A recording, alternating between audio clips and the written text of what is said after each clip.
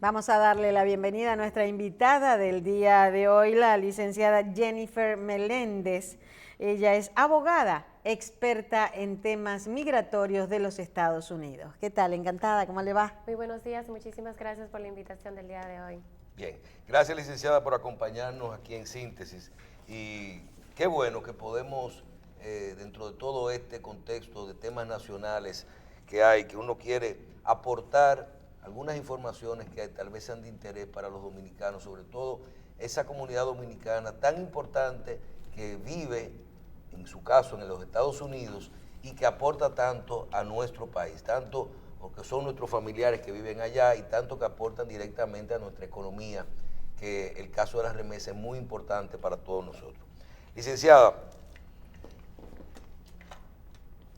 si nosotros que conocemos la tradición de cómo vienen los dominicanos que tradicionalmente se iban ilegales, luego se iban legales y se quedaban, y todo esto, háblenos un poquito, si tomamos como punto de partida el gobierno del presidente Donald Trump, ¿cuáles son los estatus que usted entiende que pueden tener cambios o preocupación? Personas que estén en Estados Unidos, no dominicanos que se quieran ir, de eso vamos a hablar en un momentico, sino personas que estén allá, que puedan tener un estatus migratorio provisional, pero ilegal, y que puedan ser afectados por algún tipo de medidas con todo este tema de que el presidente Donald Trump contra los inmigrantes no es muy, vamos a decir, no está muy de acuerdo con todo esto, es muy proamericano. Sí. Háblenos un poquito de en qué puede cambiar el panorama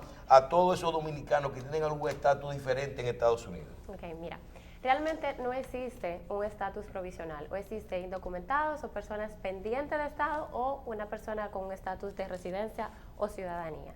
Entonces, las personas que peligran ahora mismo son las personas que no están documentados. Incluso el fin de semana pasado, Trump anunció que iba a empezar una serie de redadas. Estas se detuvieron debido a que estaba habiendo un diálogo con el Congreso, pero él ha amenazado de continuar con esto si no se llega a un tipo de acuerdo, porque él quiere cambiar las políticas de asilos. Básicamente, las leyes de asilo ahora mismo permiten a una persona aplicar a un permiso de trabajo en 150 días de manera gratuita, y él no desea que esto siga siendo de manera a cualquier gratuita. ciudadanía. De cualquier ciudadanía. O sea, Sí. que si ya está en Estados Unidos y es ilegal, o sea, que es un estatus de ilegal, pueda aplicar a un permiso de trabajo y ahora tienen miedo de que una redada es que en la calle, si no tiene papeles, lo deporten. Realmente las redadas pueden darse, se han anunciado que van a ser en las casas y en los trabajos de estas personas. ¿Pero pueden entrar a una casa? Ahí vamos, sí. La verdad, no pueden. Si no tienen una orden judicial, no pueden entrar. La orden de deportación es una orden administrativa y realmente no le da autoridad a la persona para entrar a la casa. ¿Qué sucede? El inmigrante pues no sabe esto y se asusta cuando llegan estas personas. Imagínense, tocan duro, te dicen que abran la puerta, que son la autoridad y que tienen una orden. La persona se asusta y realmente al abrir cede el que la persona, el que la ICE, que así es que se llama lo que ejerce, Como hielo en inglés. sí, lo que ejerce la política de migración, entonces le da a la autoridad de entrar en ese momento. Entonces, ¿qué se le dice mucho al inmigrante? No abra la puerta si no hay una orden judicial. Si no te enseñan esta orden judicial, pues ICE se puede quedar fuera y no estás cometiendo ningún delito. Realmente estás protegiéndote. No abrir la puerta. No abrir la puerta hasta que no te enseñen esa orden judicial. Para mí, licenciado, es una novedad ese aspecto que usted acaba de expresar. O sea, una persona que llega irregularmente a los Estados Unidos, cruza una frontera, por ejemplo, por México, y llega a territorio norteamericano, o llega en un barco de polizón, O llegó con una visa y se o quedó. tiene una visa de un mes y ya tiene un año allá. O sea, está ilegal en los Estados Unidos. Puede hacer una petición que le da una cobertura de 150 días para buscar un trabajo o para buscar asilo. Explíquenos Explico. esto. La persona, vamos a poner un ejemplo, llega a través de la frontera. Si la persona llega a través de la frontera y es detenida por un oficial de migración y esta persona dice, yo tengo miedo de regresar a mi país, que es pues los requisitos de un asilo, tener miedo de llegar a tu país otra vez porque está siendo perseguido. Lo que ocurrió con los cubanos muchos años. Lo que tenían ocurrió con los cubanos. Un caso una legislación especial para los cubanos. Correcto, y lo que está ocurriendo con los venezolanos y los nicaragüenses. Entonces, en este contexto, si esa persona alega que tiene miedo, hay un proceso de una entrevista de miedo creíble, y mientras ese proceso ocurre, la persona aplica asilo, y pasados los 150 días de esa aplicación de asilo, la persona puede aplicar un permiso. ¿Y cuál es su situación durante esos 150 días? ¿Se mantiene en detención o se mantiene en libre circulación? Si la persona pasa la entrevista del miedo creíble, la persona tiene derecho a lo que le llaman parol, que es básicamente como una especie de fianza, vamos a decir, de salir libertad bajo fianza, vamos a ponerle un ejemplo así, y así sale. Miedo creíble. Sí, se llama así, miedo creíble. Básicamente es que el oficial de migración te creyó que tú tienes miedo de regresar a tu país. Él toma la decisión. Él toma la decisión de acuerdo a la entrevista, si le cree o no. Entonces ahí ya pasa lo que es a un proceso de juicio. Yo sé que usted va a tratar temas mucho más relevantes, pero con respecto a ese punto específico, me parece muy interesante. No hay una predeterminación de países con riesgos para los ciudadanos que puedan presentar este alegato.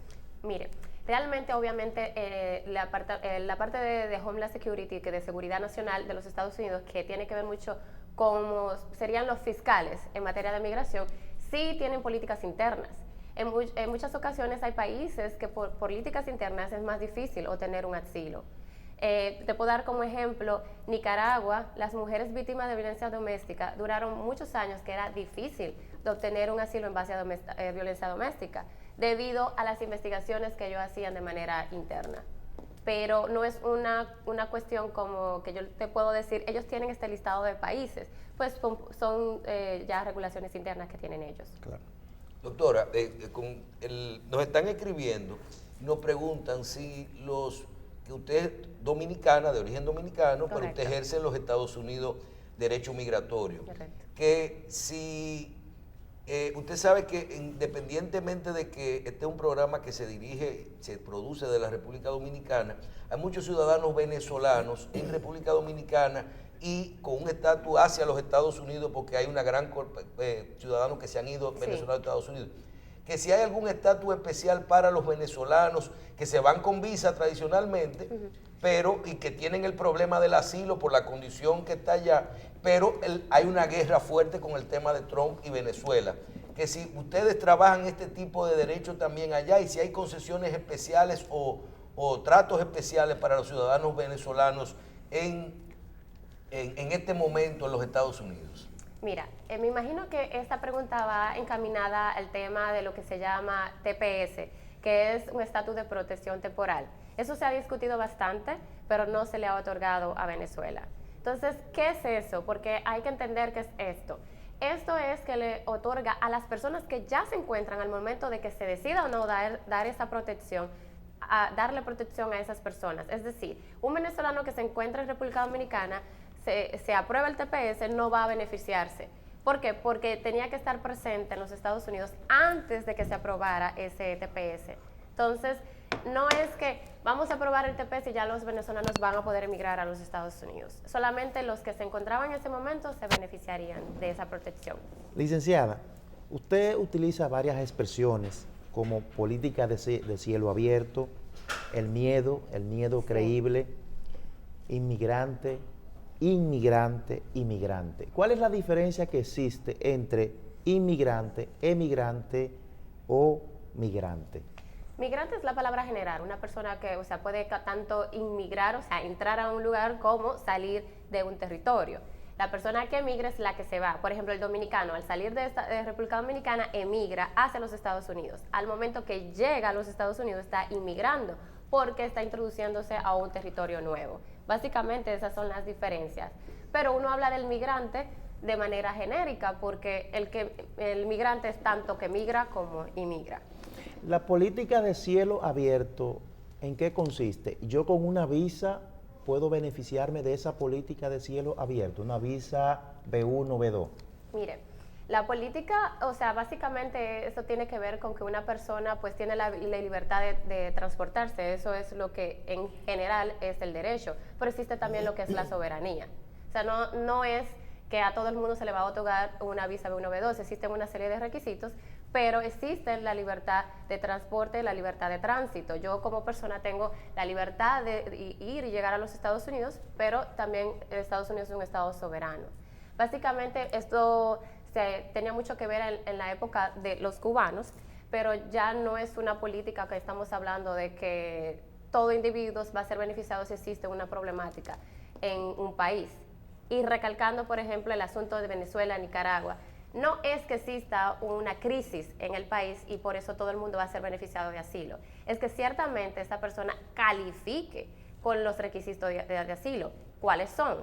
Persecución política, razones de nacionalidad, razones de que pertenezca a un grupo étnico o a un grupo social, que mencioné la violencia doméstica. De eso le quería preguntar. Usted acaba de mencionar, y esa era mi próxima pregunta, para que ahí mismo lo incluya.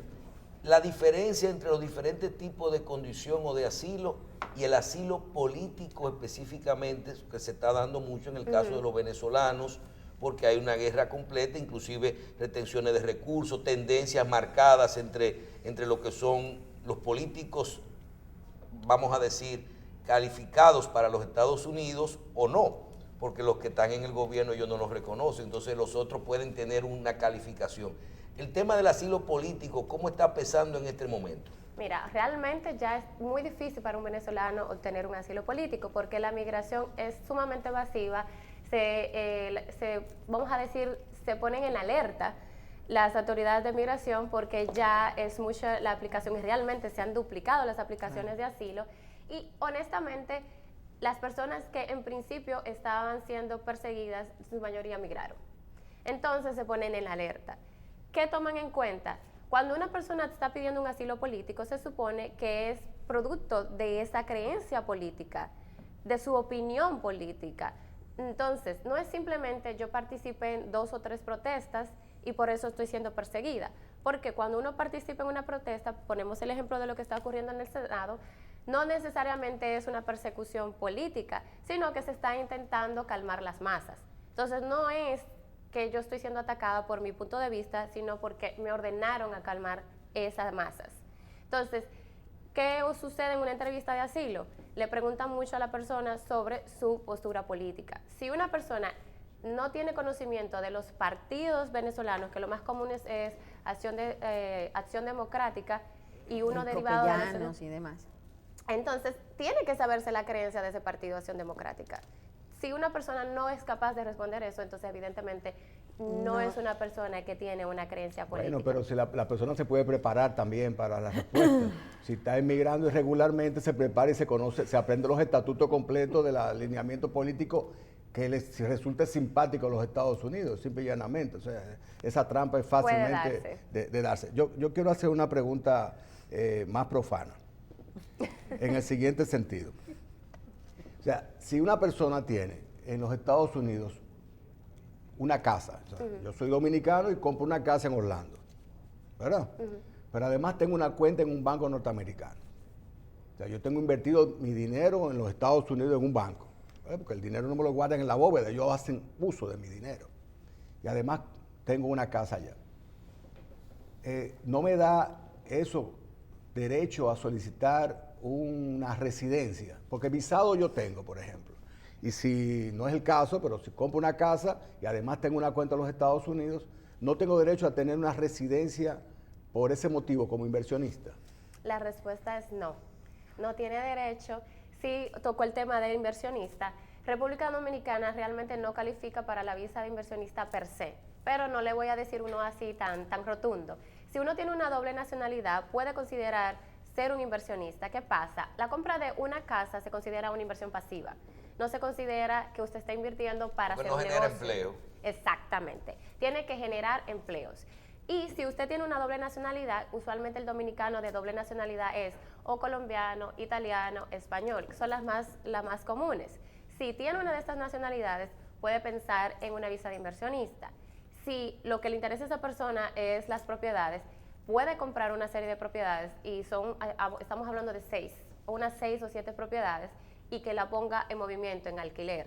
Y con la mira de reestructurar estas propiedades, luego vender una, hacer este rejuego, ahí se considera una inversión activa. Sí, perdón, pero que usted dice que los República Dominicana, los dominicanos no califican por la nacionalidad. No es por nacionalidad, es porque no hay un acuerdo de comercio, de este tratado que permite hacer este intercambio de la visa de inversionista con República Y el principio de reciprocidad, porque los norteamericanos sí pueden invertir en República Dominicana y le damos la residencia. Pues no existe este acuerdo de tratado. No lo ha firmado República Dominicana.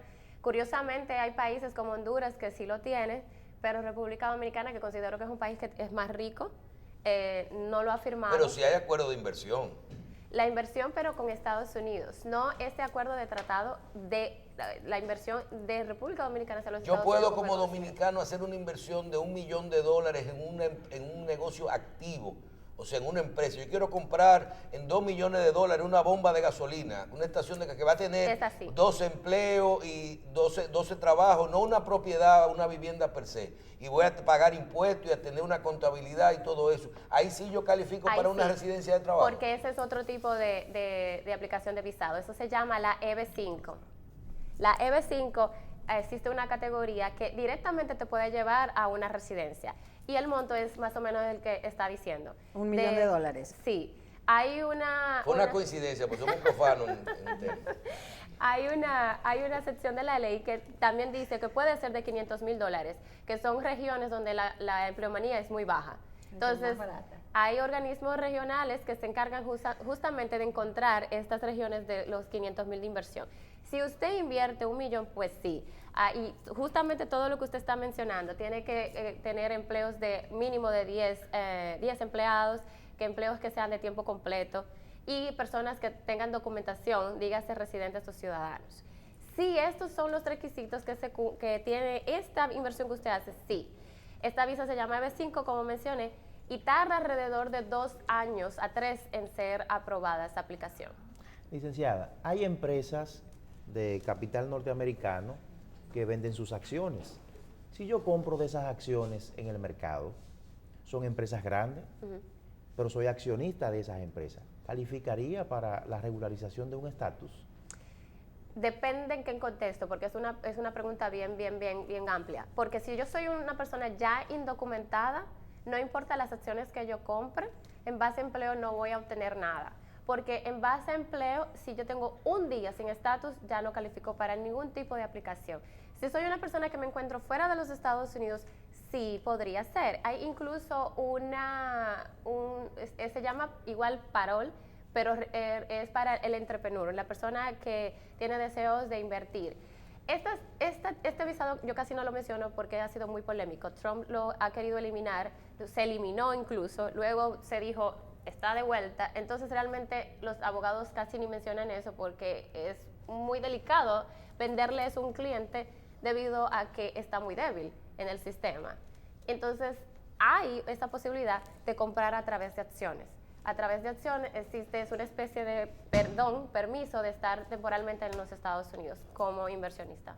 Cuando iniciamos esta participación, usted mencionó y hablábamos de los problemas de la administración de Trump, de que recientemente, la semana pasada, se trató de iniciar este proceso de redadas para deportar a todos los indocumentados de donde son cientos y miles de dominicanos que se encuentran y de latinoamericanos sobre todo en Estados Unidos en esta condición. No voy a mencionar los árabes porque tienen una condición especial y los chinos otra en este momento, pero hablemos de los dominicanos específicamente.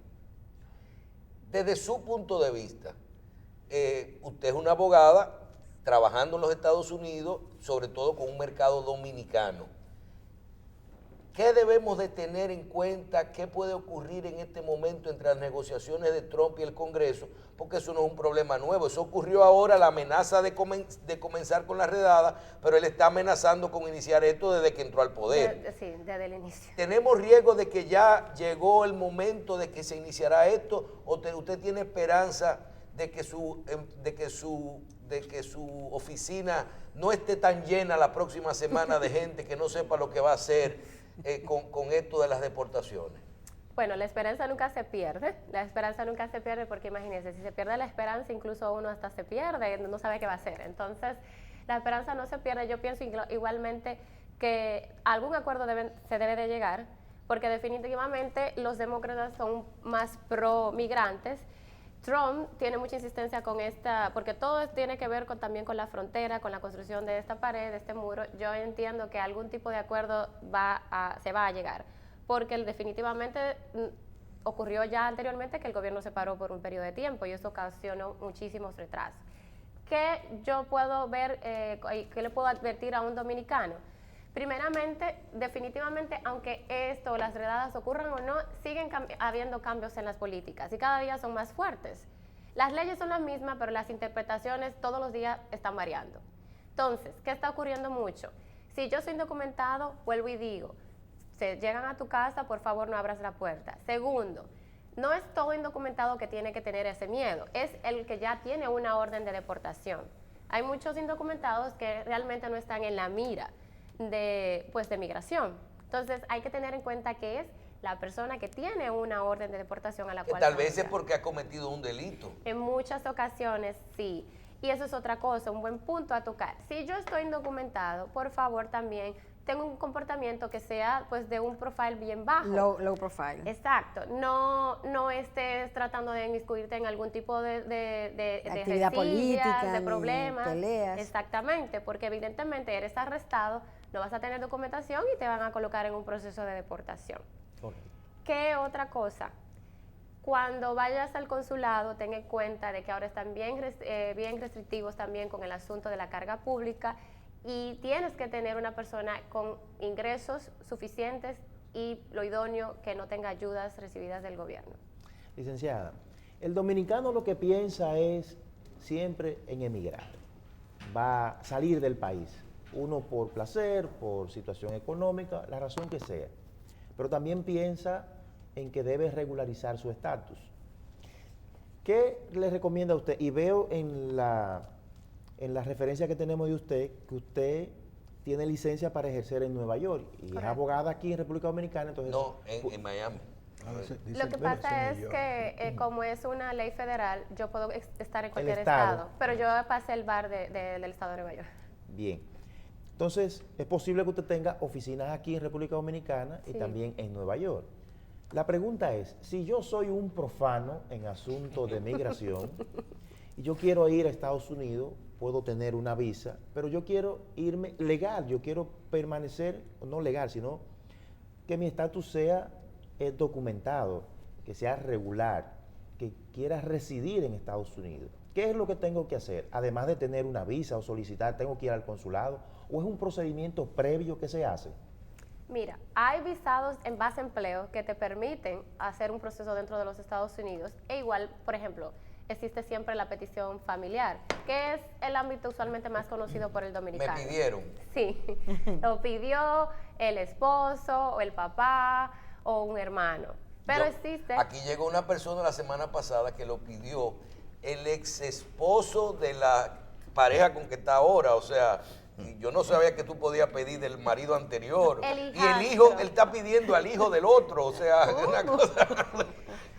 Si prueba la relación de padrastro e hijastro que ocurrió antes de que la persona tuviera 16 años, sí se puede hacer una petición. Y la persona es ciudadana, solamente un ciudadano puede hacer eso.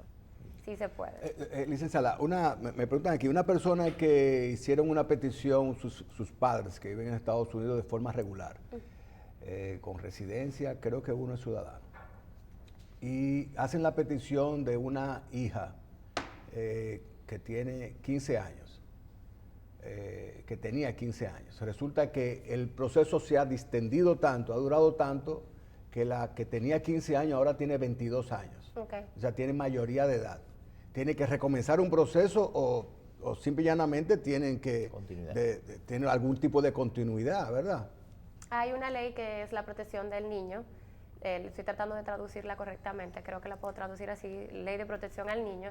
Y esta ley específicamente trata este punto. Si un proceso se inició la persona siendo menor y debido a todo el retraso que existe en migración, cumple la mayoría de edad, esta ley hace una especie de cálculo matemático para ver si la persona sigue siendo menor o no, al momento en que esa petición es aprobada y llega al consulado como una fecha vigente. No, perdón, si es menor cuando es aprobada, no si es menor cuando inició el proceso. Claro, la persona obviamente es menor cuando inició el proceso, pero entonces, ¿qué sucede? Vamos a suponer una persona tiene 20 años, que es la edad más riesgosa, porque está muy cerca de los 21 años. Entonces, ahí se toma en cuenta si la persona cuando cumple los 21 años de edad, cuánto tardó en la petición aprobarse y cuánto tarda la petición en haber sido ya llevada al consulado para una entrevista.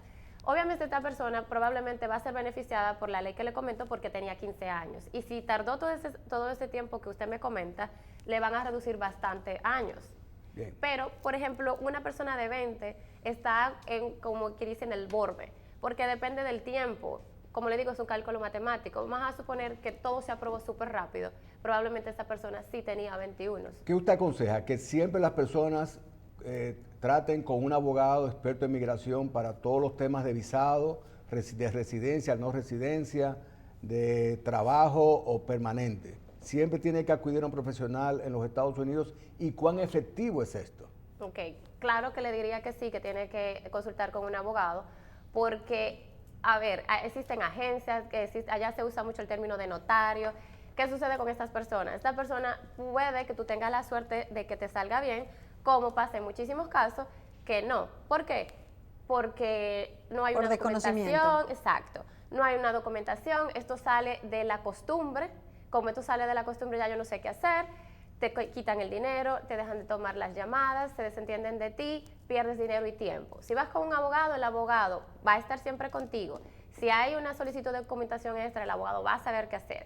Si hay un intento de negación, el abogado te va a saber responder a ese intento de negación, cosa que no ocurre con abogados que no están capacitados de ejercer el derecho en Estados Unidos y con personas que se llaman notarios o consultores. Entonces, una persona que está viendo esta entrevista y dice, bueno, me luce que la persona que está hablando es una persona conocedora del tema, yo tengo necesidad de sus servicios, ¿cómo contactar a la licenciada Jennifer Meléndez? Mire. Porque además es dominicana y tiene que tener algún tipo de afinidad, aunque sea por síndrome de Estocolmo con los dominicanos, ¿verdad? Para apoyo, ¿verdad? Sí, no, realmente yo tengo muchos clientes dominicanos e incluso a veces se da, por el simple hecho de ellos darse cuenta que soy dominicana, se siente más en confianza. Yo estoy dando los WhatsApp porque creo que es un poco más fácil. Son 2 números de teléfono. Uno es 1-786-355-7097 y el otro es 1-305-469-6185. ¿Y oficinas específicas? ¿Su oficina la tiene en este momento? Es Estados Unidos. Todavía no tengo ninguna alianza con una persona como para poder colocar también, es muy reciente, pero sí yo lo estoy pensando porque creo que la comunidad dominicana lo necesita. Claro. ¿Está hablando aquí en República Dominicana? Sí, no, ya yo tengo una oficina radicada que se encuentra en Miami. Pero dar Pero la tiene que dirección es un tener poco alguna... complejo. Exacto. Sí. Sí, porque está en otro estado, es más difícil. Mire, y finalmente de mi parte, licenciada, con todo esto, debe de ser, es interesante también que la gente sepa que hay muchos dominicanos que siempre tienen un caso. Por ejemplo, el dominicano normalmente siempre miente. Tienen unos problemas en los formularios. Los dominicanos siempre mienten. Hay estadística con lo que tiene que ver con los dominicanos en la parte migratoria, con una gran cantidad de estadísticas de mentiras que hablan en los formularios con respecto a su estatus, su condición económica, su condición de si son esposos, si son familiares directos, si han tenido problemas con la justicia y todo esto. Usted habló de que hay básicamente 3 estatus. El que ya es legal, o sea, que tiene residencia o nacionalidad, que ese no lo tenemos que tocar. El que es ilegal, que ya hablamos de él, y el que tiene la condición de que está en espera de todo esto. ¿Cómo es ese proceso? ¿Se puede un dominicano dirigir a un abogado migratorio ya estando en ese proceso, o porque no me acaba de llegar, o porque me negaron después que estoy aquí adentro, entonces me devolvieron, o porque me pidieron y nunca llegó? para uno hacer las cosas bien, porque la gente de una vez tuve que, yo tengo 6 meses y tengo que viajar cada 6 meses porque si no la pierdo. Y hay todo esto. Hablen un poquito de esa parte, de la parte del transitorio. Vamos a intentar responder, fueron muchos puntos, vamos a intentar, a ver. Mire, lo primero es que sí hay una cultura de mentir porque se lleva mucho del primo, del tío, que me dijo, que me dijeron aquí Ajá, hiciera que hay que esto. decir esto. Sí, y entonces ahí va el problema, que a veces mienten y no se dan cuenta de que hay en la ley, hay una disposición que se llama misrepresentation, que es decir intencionalmente algo con el fin de ocultar una información. Entonces eso legalmente en migración te elimina. Aunque sea un punto que sea Sí. mentira, es un problema ya para siempre. Entonces, en este caso, un abogado sí te puede ayudar. Uno puede intentar decir primeramente que fue desconocimiento, que la persona no sabía. Uno trata, pues obviamente, de acomodar en base a la legislación, pues tratar de recibir ese beneficio. Dependiendo también de qué tan grave es el grado, hay una serie de perdones. E incluso si entró ilegalmente, hay un perdón para las personas que entraron ilegalmente. Vamos a ver otros puntos. El que está pendiente y le fue negado, por ejemplo, por un asunto criminal, también hay alguna especie de perdones e incluso excepciones en la ley. Por ejemplo, si yo fui arrestado y fue un delito menor, hay una excepción en la ley del delito menor. Entonces, en muchas ocasiones, la persona le es negado el visado porque no tiene abogado. Y entonces, primero mintió y luego de eso, obviamente no sabe que hay una excepción en la ley de delito menor. Obviamente el abogado le hace un escrito, se enfrenta al abogado de migración. Justamente tengo un caso con una niña que ella tenía muchos antecedentes, trabajo ilegal, delito menor, era bailarina. Entonces yo le obtuve la residencia porque le toqué cada punto de manera puntual. Espero no haber escapado nada. Si escapé algo me lo dice que... No, pero realmente es está así. completa, está completa. La cosa es que hay que asesorarse con los que saben. Claro. No, y vamos a ver este programa, vamos a ponerles en pantalla los datos de la licenciada, experta en temas migratorios en Estados Unidos, para en todas las retransmisiones que aparezcan los datos de la doctora y los dominicanos puedan consultar sus servicios, sobre todo en los Estados Unidos. Ahora hay que tener los de Instagram, los de... Bueno, todo porque eso, yo todo dudo que eso. se pueda consultar por por Instagram. Pero sí por mail. Por mail, sí. Por mail, sí. Sí. Bien, licenciada, gracias. Gracias por estar con nosotros. Gracias a ustedes. Le damos pues las gracias a la licenciada Jennifer Meléndez, abogada experta en temas migratorios. Bendición, gracias. Gracias. Hacemos una pausa, venimos ahora.